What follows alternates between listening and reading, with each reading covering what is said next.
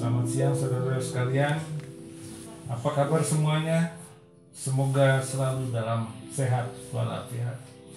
Hari ini saya Agus Sahari akan memulai perkuliahan sejarah desain.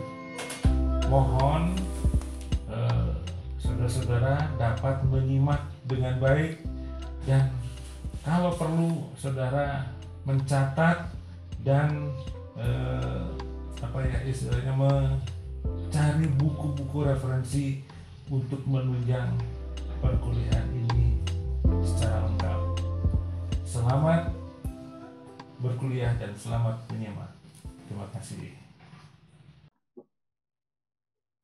Oke, kita lanjutkan pembicaraan kita tentang sejarah desain.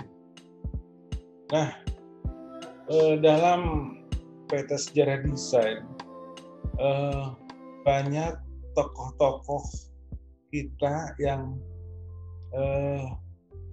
tidak terbicarakan atau barangkali tidak dikenal sebagai seorang desainer. Barangkali ada hal yang juga berkeberatan karena faktor-faktor lain, sehingga banyak tokoh-tokoh ini tersembunyi. Kalau kita renungkan, ya banyak desainer seperti era pembangunan gedung atau keraton zaman Mataram. Ada desainer yang membangun Candi Borobudur, ada desainer yang membangun berbagai macam kawasan ya di abad-abad lampau. Itu tidak pernah terbicarakan karena kita kekurangan data untuk berbicara masalah. Tapi ada seorang desainer yang juga hampir terlupakan, yaitu ex-presiden atau mantan presiden kita Soekarno. Dia bukan hanya sekedar politikus, tapi dia juga adalah seorang desainer. Ya, kita ingin bahas sedikit, barangkali ada manfaatnya. Oke. Nah, kita dalam pembahasan ini melakukan pendekatan biografis, yaitu mengamati objek desain dari sosok penciptanya yang dilakukan secara kronologi dari berbagai sumber, baik itu gagasan, proses kreatif, prestasi, karakter, dan sebagainya. Dan objek desain tersebut dapat langsung berbentuk buah karya, hasil kebijakan atau keputusan yang dicanangkan, dan juga inspirasi-inspirasi yang tumbuh ya dari sosok, gestur maupun karyanya itu. Oke, selanjutnya. Unsur kesejarahan ya, biografi dalam objek desain dapat dilihat dari ketokohan, keputusan strategis, kebijakan, pengaruh seremonial, dan retorika, inspirasi yang ditimbulkannya. Jadi, kalau kita menangkap atau menampilkan kajian biografis atau menampilkan sosok tokoh desain, itu sebaiknya harus ada unsur-unsur yang mendukung ya. Tadi seperti hanya keputusan atau ketokohan atau pengaruh pemikirannya ya, sampai inspirasi-inspirasi yang ditimbulkannya. Oke, berikutnya. Nah, bagaimanakah peranan seorang desainer dan karyanya? Nah, kenapa kita ambil sosok Soekarno? Yang paling mudah data dan informasinya. Karena setiap saat selalu terbit buku mengenai Soekarno dan selalu berkaitan dengan desain, karya, dan pemikirannya. Oke, berikutnya. Nah, pilihan tokoh ini didasari kepada luasnya publikasi sosok Soekarno dalam media, baik di dalam maupun di luar negeri. Kemudian karya-karya desain dan kebijakan yang dibuatnya sangat berpengaruh di zaman itu. Terlepas dari sebutan politik mercusuar ya, atau berlebih-lebihan dalam membangun semesta. Terus kemudian karya desainnya itu selalu terlibat dalam berbagai macam peristiwa. Dan akhirnya karya desain itu juga terlibat dalam peristiwa-peristiwa itu. Dan karya Soekarno sampai sekarang tetap bertahan. Dan seberapa besar pengaruhnya? Nah, itu perlu kajian lebih lanjut. Tapi ada, yang jelas ada, karena dia hadir dan dia dikunjungi, berarti dia memiliki peran dan pengaruh. Dan selain itu juga penghargaan kepada karya Soekarno ini luar biasa, banyak diperoleh. Oke, berikutnya kita perlu belajar dari biografi Soekarno sebagai seorang desainer. Oke, nih Soekarno sebagai desainer, arsitek dan insinyur. Itu masih muda, umurnya 18, 20 tahun, 23 tahun. Lulus dari jurusan Teknik Sipil ITB. Oke. Kenapa harus Soekarno? Apakah ada yang lain? Ada. Tapi tadi kita tidak memiliki data yang lengkap. Tapi ini hanya contoh saja.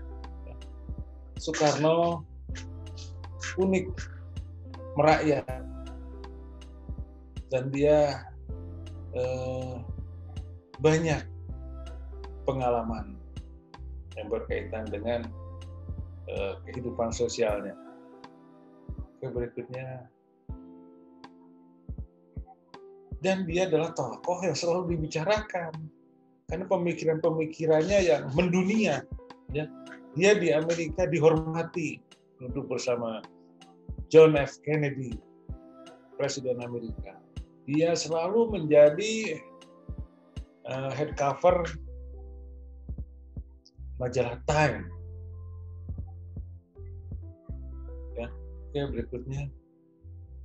Dan dia juga pemikir. Dia menerbitkan 2 buah buku tebal yang diberi judul Di Bawah Bendera Republik, yang berisi pemikiran-pemikiran singkat, pemikiran pidato-pidatonya, atau gagasan-gagasan sesat. Dia rangkum dalam 2 tulisan bukunya ini. Oke, berikutnya. Dia juga kolektor karya seni, lukisan. Ya. Akhirnya dia membukukan karya-karya lukisan ini.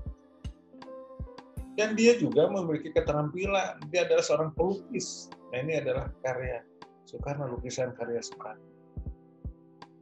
Ini menunjukkan bahwa Soekarno senang dengan keindahan, senang dengan kecantikan. Oke, berikutnya. Karya Soekarno di bidang desain, ya, yang dapat kita rekam dan datanya ada, berkaitan dengan perkotaan, arsitektur, furniture, lambang, dan busana. Oke. Nah, gagasan inspiratif dari Soekarno dalam pembangunan artistik itu adalah nation building atau politik mercusuar. Bagaimana kita harus membangun menjadi bangsa besar sejajar dengan bangsa-bangsa lainnya di dunia ini melalui menunjukkan siapa diri kita. Ini dadaku, mana dadamu. Dan berdiri di atas kaki sendiri, ya, yang dikenal sebagai konsep berdikari. Oke, berikutnya. Pidato terakhir Bung Karno selalu menekankan, jangan sekali-kali meninggalkan sejarah. Never leave history. Nah, inilah yang penting buat kita pahami. Oke, berikutnya.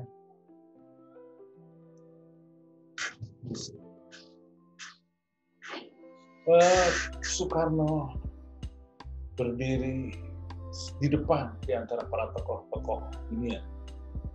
Di antaranya di sini ada Nehru, ada Nasser, ada Tito, yang selalu menjadi publikasi majalah atau koran dunia. Oke, berikut. Konsep yang paling penting tadi, pembangunan semesta, menjadikan bangsa Indonesia sejajar dengan bangsa-bangsa lain di dunia dan menanamkan sosialisme Indonesia serta demokrasi yang terpimpin. Demokrasi itu tidak dibiarkan lolos begitu saja, bebas. Itu harus dipimpin oleh pemikir-pemikir besar. Oke. Nah, salah satu gagasan Soekarno yang pertama adalah ingin menjadikan Jakarta sebagai atau setara dengan ibu kota negara lain yang sudah maju pada zaman itu. Oke. Nih, Soekarno dalam hidup sehari-hari yang sederhana, dan dia mencoba menuliskan semua gagasannya. Oke, berikutnya. Salah satu karya yang penting itu adalah Istora Senayan, yang sekarang dikenal sebagai Gelora Bung Karno. Kita harus punya pusat olahraga dunia dan mampu menyelenggarakan pertandingan olahraga tingkat dunia. Oke. Dia berusaha menjadi seorang arsitek atau perencana yang mulai menjelaskan gagasan-gagasannya, yang menjelaskan dan melalui site plan. Ya, site plan kawasan Senayan itu begini, begitu, dan harus tampak hebat, terhormat, dan besar. Oke. Nah, mulailah pembangunan kawasan Senayan tahun 1962. Barangkali banyak orang tua kalian belum lahir.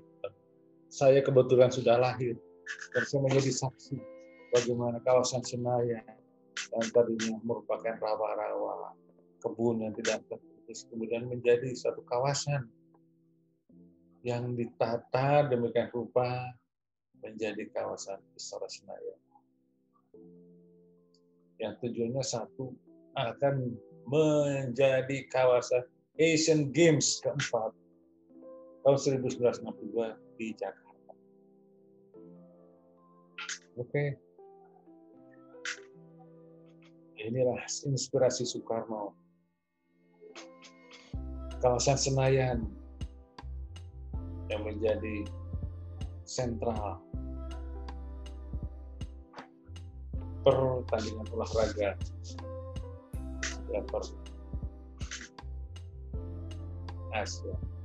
Oke, berikutnya.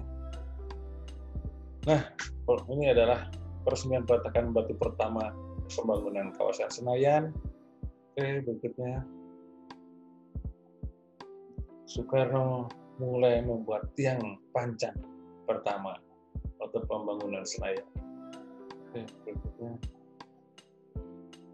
Nah, ini konsep Soekarno, dan konsep ini diakui sebagai konsep yang cukup bagus untuk membuat ring, konsep ring dalam stadion olahraga yang kemudian ditiru oleh stadion olahraga di Moskow.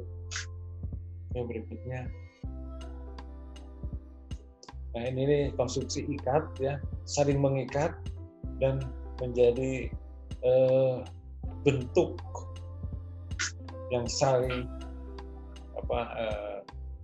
mengikat dan kompak. Salah satu gagasan Soekarno mengenai Stadion Senayan ini. Oke, berikutnya. Mulai dibangun pembangunan Stadion Senayan tahun 60-an. Oke, berikutnya. Nah, jadilah Stadion Senayan dalam 2-3 tahun, dan dia dengan bangga pembukaan Asian Games tahun 1960, Asian Games keempat, dan siaran televisi Indonesia pertama kali mulai ada. Oke, berikutnya. Pembukaan, kemudian di samping Asian Games, juga di situ diselenggarakan Ganevo, Games of the New Emerging Forces, itu saingan yang tidak sejalan pemikirannya dengan Soekarno disingkirkan. Dan Soekarno membuat lomba olahraga tersendiri yang diberi nama Ganevo. Oke. Nah, ini Stadion Senayan sekarang masih tetap bertahan. Oke. Nah, ini gagasan Soekarno. Logo Asian Games keempat.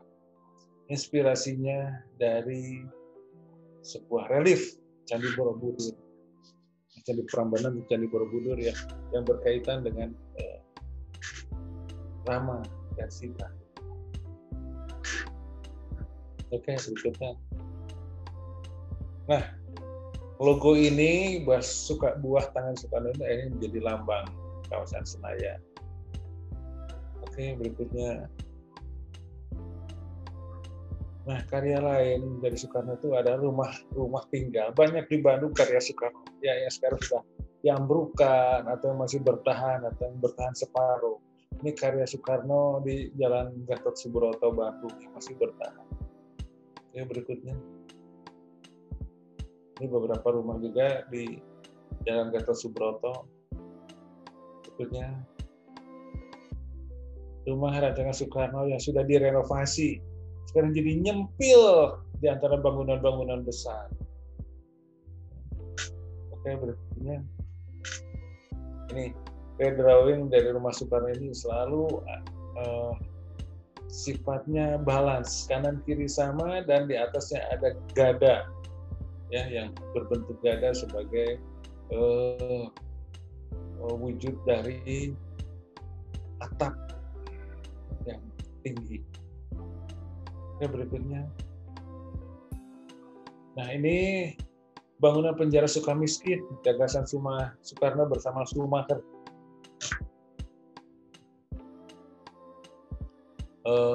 Ini tampak atas bangunan Sukamiskin ini adalah penjara bagi para koruptor kelas kakap. Ya, sekarang kalau kalian tahu, ini adalah penjara koruptor kelas kakap sekarang. Oke, berikutnya. Nah, selain itu juga Soekarno membuat rumah Puri Bima Sakti di Bogor. Rumahnya modern, ya, dalam satu kawasan, dan Soekarno pernah tinggal di sini sebentar. Oke. Ini rumah Bima Sakti dari sudut lain, ya, rumah modern dengan sedikit ragam hias. Oke, berikutnya. Ini karya rumah Soekarno di Bengkulu. Tadi di samping masjid ada rumah-rumah yang dia dirancang di Bengkulu. Sekarang rumah itu tenggelam di bawah jalan, karena jalannya setiap hari meninggi, rumahnya ada di bawah. Oke, berikutnya. Ini rumah karya lainnya. Ada di Bengkulu, ya, karya Soekarno di Bengkulu. Sebagian ada yang masih terawat, sebagian sudah tidak terawat. Oke, berikutnya. Rumah lain, ya, di Bengkulu ada rumah Demang, ada rumah Kembar. Kenal. Oke. Masjid Bengkulu, tadi kita ceritakan bahwa Soekarno juga mendesain masjid di Bengkulu, atau Masjid Jamik Bengkulu. Pernah direnovasi, ya, tapi bentuk dan karakter dari desainnya masih tetap dipertahankan. Oke, berikutnya. Ini karya arsitektur lain ya, karya Soekarno.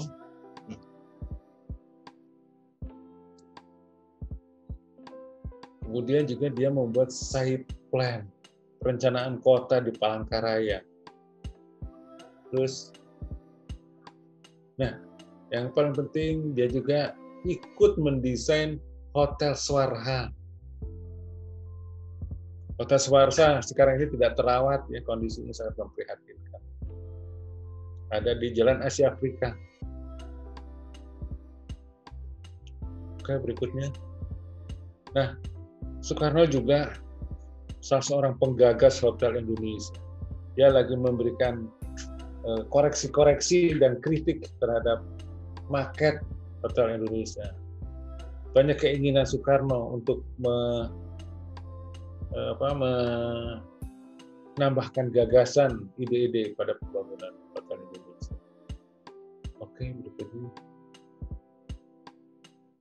Ini Soekarno mengawasi sendiri pembangunan Hotel Indonesia karena dia dikejar waktu, dikejar target ya dalam rangkaian Asian Games keempat di Jakarta tahun 62. Oke, berikutnya. Nah, ini Hotel Indonesia pertama kali sudah mulai terbangun tahun 60-an. Oke, selanjutnya. Ini Hotel Indonesia pertama kali tahun 61 atau 62 begitu sudah tampak berdiri. Di depannya masih kelihatan banyak rumah-rumah sementara ya yang baru dibangun. Oke, berikutnya. Nah, Hotel Indonesia di masa sekarang. Enggak sekarang banget, ini kayaknya masih beberapa tahun yang lampau. Sekarang mungkin sudah mengalami perubahan lagi yang lebih maju. Oke, berikutnya. Nah, ini rencana pengembangan Hotel Indonesia atau kawasan Hotel Indonesia di masa yang akan datang. Hotel Indonesia tetap dipertahankan. Oke, berikutnya. Tadi kita bicara Wisma Nusantara, bangunan tinggi tahan gempa. Ini Soekarno sudah memberikan ACC untuk dibangun bangunan ini.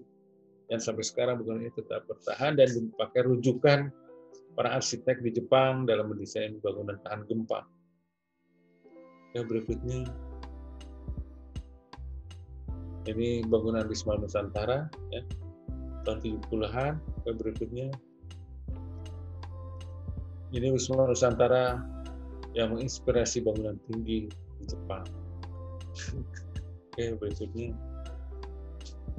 Wisma Nusantara dilihat dari atas, terus Wisma Nusantara masih ini bagian bawah dari Wisma Nusantara.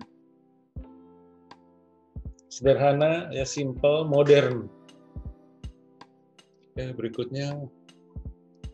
Nah, ini Wisma Nusantara sekarang masih tetap bertahan sesuai waktu awal pembangunannya dulu. Tahun 70-an. Oke. Nah, Soekarno juga banyak gagasan untuk membuat patung-patung monumental di kawasan Jakarta. Walaupun pematungnya itu sendiri adalah Edi Sunarso, tapi gagasan-gagasannya dari Soekarno. Seperti halnya membuat patung pembebasan Irian yang menunjukkan bahwa harus kayak begini patungnya, harus kayak begitu patung. Oke, berikutnya. Nah, ini sketsa karya Soekarno. Soekarno membuat sketsa patungnya itu paling begini loh. Nah, oke, berikutnya. Nah, ini detail dari monumen pembebasan Irian atau patung pembebasan Irian. Buat sketsanya yang kecil dulu atau miniatur, kemudian dibuat nanti skala 1:1. Berikutnya, ini patung pembebasan Irian ketika sudah selesai dibangun. Selanjutnya, nah ini monumen selamat datang, ya, Di Bundaran HI ada monumen Semernah, ini dia juga gagasan Soekarno awal. Oke, berikutnya ini monumen Selamat Datang di antara hotel-hotel bertingkat ya. Oke, berikutnya. Nah, hal yang penting itu adalah gagasan tentang monumen nasional. Ini juga buah pikiran Soekarno. Selanjutnya, monumen nasional ketika masih dalam bentuk maket ya, dan diberi masukan oleh Soekarno apa yang harus dilengkapi, mana yang harus dikembangkan dan seterusnya. Akhirnya bangunan ini terbangun juga menjadi sebuah monumen yang dikenal sebagai monumen nasional. Oke, selanjutnya, nah monumen nasional itu tidak hanya berdiri sendiri, tapi dia juga merupakan sebuah kawasan yang dikenal sama sekarang, kawasan Monas. Selanjutnya, ya, tinggi dari Monas itu 132 meter. Di atasnya konon katanya terbuat dari emas. Lidah apinya terbuat dari emas. Tidak ada yang tahu yang sesungguhnya itu apa. Oke, berikutnya. Ini kawasan Monas. Ya. Ini adalah kawasan Monas yang dilihat dari atas. Dan ini bagian dalam dari Monas. Ini merupakan diorama dan museum. Berikutnya, Soekarno juga memiliki gagasan untuk membuat masjid terbesar di Asia. Maka dia rundingkan, dia diskusikan dengan Silaban. Ini bagian bawah adalah konsep rangka kubah dari Silaban. Masih berupa rangka, betul-betul rangka. Dan berikutnya, ini gambar perspektif Masjid Istiqlal yang dibuat Silaban. Ya, tahun 60-an. Yang berikutnya, ini adalah Masjid Istiqlal. Ya, sudah selesai dibangun. Terus, ini interior Masjid Istiqlal. Sebelum direnovasi sekarang ini. Bentuknya masih demikian. Ya. Dominan warna silver. Terus kemudian setelah mengalami renovasi dan pembaruan lingkungannya itu lebih tertata. Berikutnya,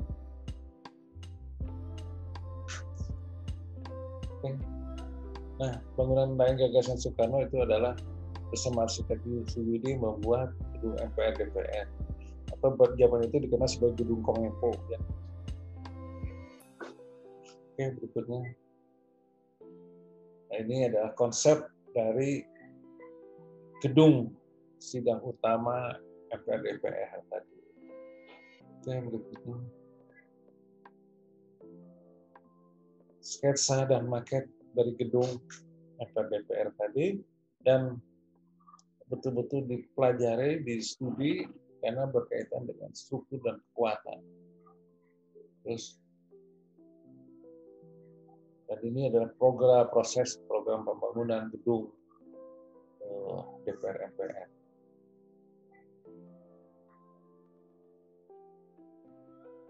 Nah, gedung ini sudah jadi, sekarang sudah bisa dipergunakan sebagai balai sidang. Selanjutnya, suatu saat orang tidak mengerti, maka berbondong dan beramai-ramai lah berdemonstrasi menaiki gedung ini. Padahal itu adalah atap yang tidak memiliki penyangga penopang tengah. Artinya sangat rentan untuk roboh. Tapi dinaikin juga oleh para mahasiswa tahun 98. Oke, berikutnya. Karena ini yang menjadi ikon berubah. Orang mulai mencoret-coret atap gedung ini. Yang berikutnya, gagasan kawasan gedung Presiden Senayan di masa yang akan depan atau di masa yang akan datang. Oke, berikutnya, selesailah. Setelah Anda mengikuti perkuliahan daring sejarah desain, apa yang Anda peroleh dalam mengamati materi tersebut? Apakah Anda memperoleh wawasan baru? Apakah Anda bisa mengamati perubahan-perubahan yang terjadi? Apakah ada manfaatnya buat pengembangan desain yang Anda akan lakukan di masa yang akan datang? Jika ada pertanyaan atau hal-hal yang belum jelas mengenai materi perkuliahan, silakan Anda mengirim pertanyaan itu melalui WA ataupun MS Teams ataupun Facebook, dan saudara selalu bersemangat. Sampai jumpa pada perkuliahan berikutnya. Terima kasih.